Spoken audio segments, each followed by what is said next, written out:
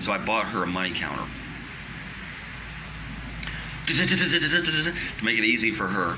And we joked about it after I showed her that I bought her the money counter. She's like, "Oh, that's so awesome," And we joked about how she could rent it out to the other tellers, for like $200 or something like that every shift. A couple other tellers, and she could make money off the money counter. I never brought it to her. It got packed in my suitcase, but by that time we had a discussion about her going to nursing college to be a real nurse, and I'm going to get onto that story later. And so I told her to quit her job and, sign up for a school of her choosing, and I would pay for it. So the money counter I still have, and I got to find a titty bar or something like that to sell it to some of the dancers there or something that could actually make use of it, because I have no use for it whatsoever. But it's a lot of things along the way. 2019, we also did a photo shoot. She knew that I did photography. And I stopped doing it at a certain point. I think 2010 or 11, maybe it was a little later than that. I stopped doing it because both in Atlanta and Jamaica, the young girls that I'm typically shooting, 18 to about 24, 25, are flaky. And they would flake on me last minute. We're supposed to shoot on a Saturday. Something would come up. I couldn't get a hold of them. Text them, call them, whatever. They would flake. Yet I built up all of my equipment and charged my batteries for my camera and all that stuff, and I was ready for the shoot, and they weren't. So I stopped doing photo shoots. But Lacey was special to me, and she asked me, "Can we do a photo shoot?" And I'm like, "I would love to shoot you because you're beautiful, but I got too many flakes." And she's like, "No, I won't flake." And I'm like, "Okay, I'm going to trust you on that. Nothing else matters. Nothing else gets in the way, right? We're square with that, right?" She's like, "Yeah." I'm like, "Okay."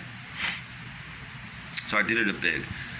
I did it big for a lot of reasons, because if we're going to do it, we're going to do it right and put 100% into it. So I rented a villa in a Rockabessa, way up on a hill. It's like, if I remember right, 4 rooms, 5 rooms, 3 bathrooms, swimming pool, upstairs, downstairs, overlooking a Rockabessa. Beautiful place, beautiful. I think it was $350 a night, US. I think it's $350 a night. Plus, I got a makeup artist. So I paid for the makeup artist, got the villa. I had to buy food, of course. She invited a friend of hers. The second day, there was a second friend that went up, and then a friend of mine came. So at any given point, there were 4 people up there. There were 4 of us. And of course, I had to feed them. And then, of course, all the outfits and blah, blah, blah. There was a lot of money involved in that shoot. And we did it up big time. The outfits were on point.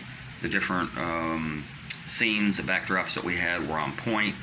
The posing that she did was on point.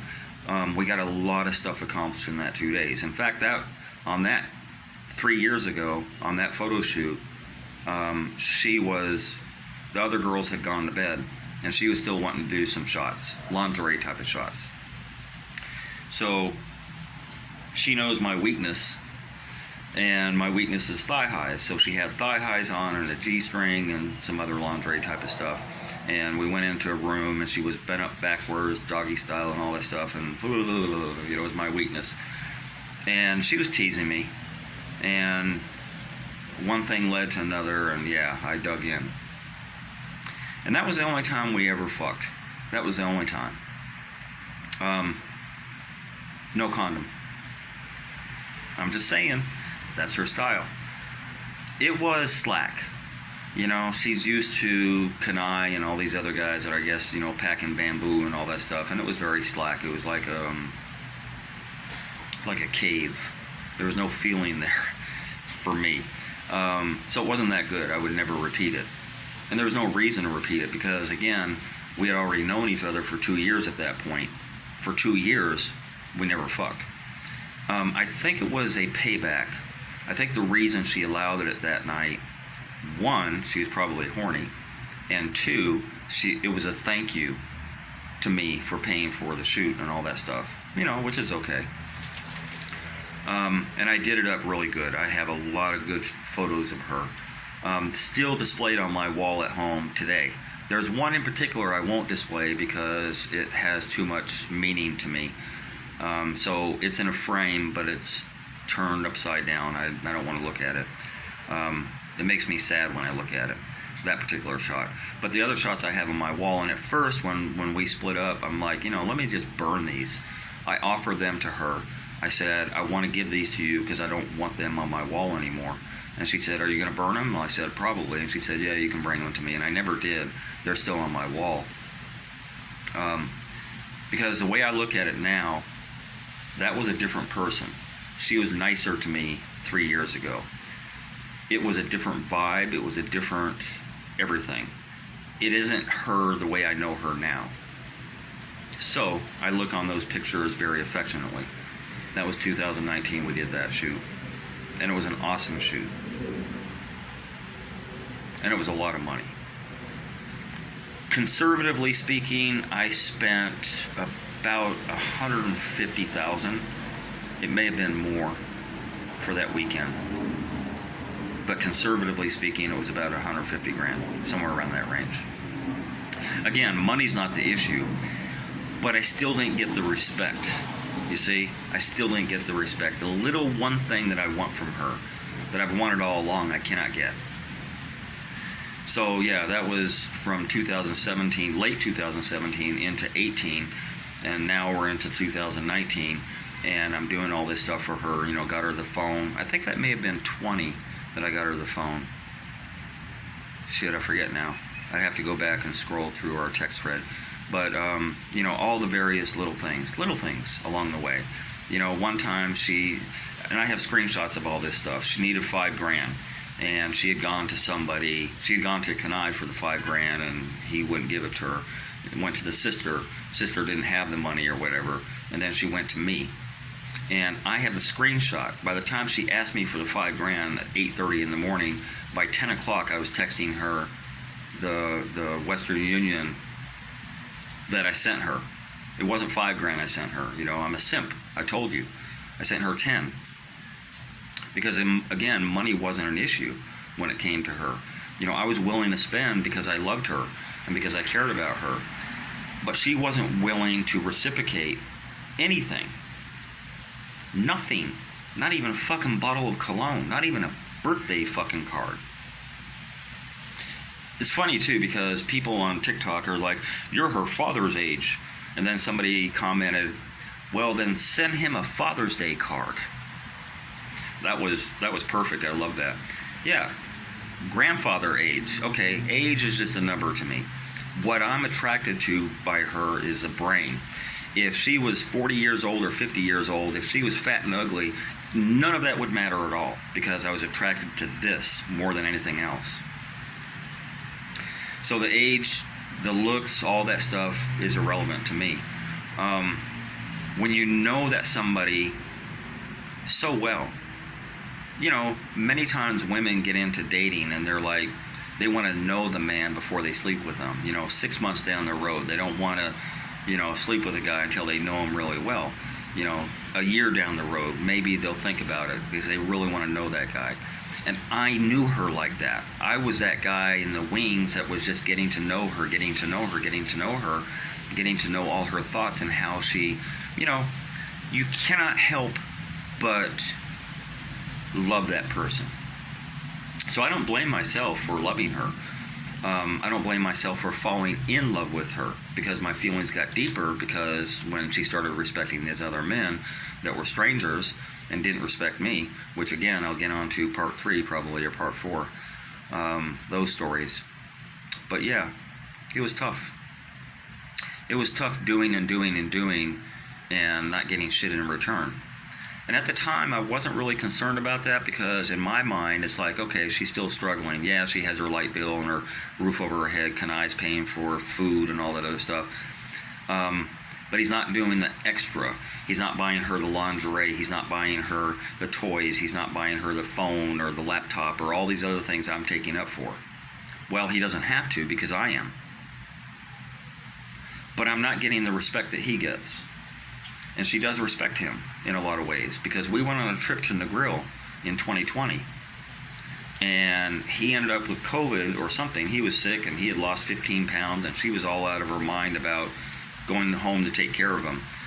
And we were in the grill for 7 days, and by the 8th day, she's like, we got to get home. I got to go see Kanai. I got to make sure he's okay. And, he's got nobody else to look after him. Well, that's a sign right there. If there's nobody else to look after him except you, that says something about him. And I'm going to get into that story on part 3, because I believe that was going into 2020 now, because I know it was during COVID when we did that trip. So yeah, there's a lot to say, and I have to dig through some of our text threads and all that stuff on the years to be sure that I'm syncing all of the different various things I did for her with the years. And at the end of the day, it doesn't really matter. At the end of the day, she received a whole lot more from me than she ever gave. I'm just saying. So yeah, that's the long and short of part 2.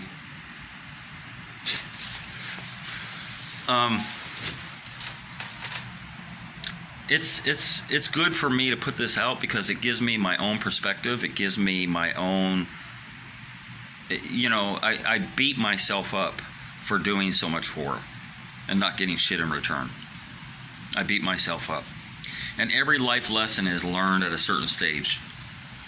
You may not learn to change a tire in your car until you're 30 or 50.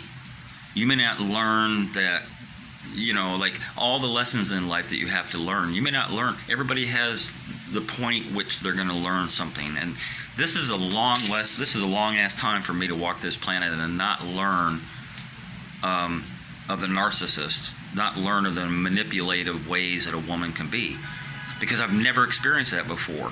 When I've run across people who are users, the using is pretty evident from the very get-go, and they don't get in the roundabout way. They're right in your face, begging from you from the start. It's very obvious. She has a different way. She has that manipulative way to get in, and then you don't even know it. And I've never experienced a female like that before, so this is all new to me. And that's why it's been very, very difficult this last year, from January. I would not repeat January for all the money in the world. If you could put $1 billion on my account and say, well, in order for you to receive that $1 billion, you got to repeat January? Fuck no, I would not repeat January. That was the worst. And to make matters worse than that, she knew I was suffering at the time and never reached out to me. Never reached out to me. The person who caused me all this pain in my heart never reached out to me. And then when I finally reached out, and this will be talked about in part 4, when she finally did reach out to me, well, she didn't, I did. I picked up the phone and she's like, oh, he's back. And I'm like, what do you mean I'm back? Like, I've always been here, I'm suffering here. And she's like, yeah, I just figured you could just handle it on your own. I'm like, what the fuck? I'm in fucking agony. I'm in pain. My heart is breaking in 1,000 pieces. I can't sleep. I can't eat. All this shit's going on and I can handle it on my own? That's a wicked fucking... That's an evil witch. That's an evil witch right there. For everything I did for her in her life. And then to treat me like a piece of shit. Just garbage. Just like, oh fuck, he don't matter. By that time, she knew she wasn't getting nothing. By January, February, she knew that my suitcase had nothing in it for her. She knew on March of this year when I ignored her birthday completely, oh fuck, well, I ruined that. Oh well. On to the next guy. And just threw me away. Threw me, my feelings, my heart, my brain, everything about me. She just threw away like garbage. Didn't matter. That's a wicked fucking witch right there. I'm telling you. On to part 3 next.